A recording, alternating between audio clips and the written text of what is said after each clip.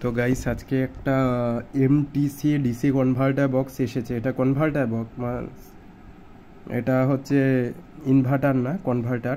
DC two DC বানায়।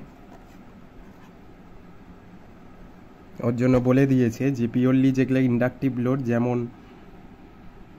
Black and white TV, তারপর ordinary fan,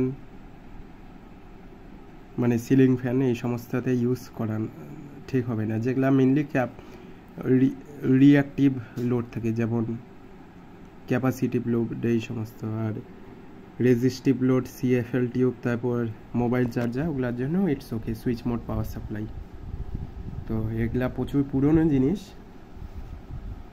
এখন খুব একটা চলে না, কারণ এখন সবই ডিসি অ্যাপ্লায়েন্স। তাও এটাকে সারাই করব, দেখি পারা যায় কিনা, কি কি হয়েছে।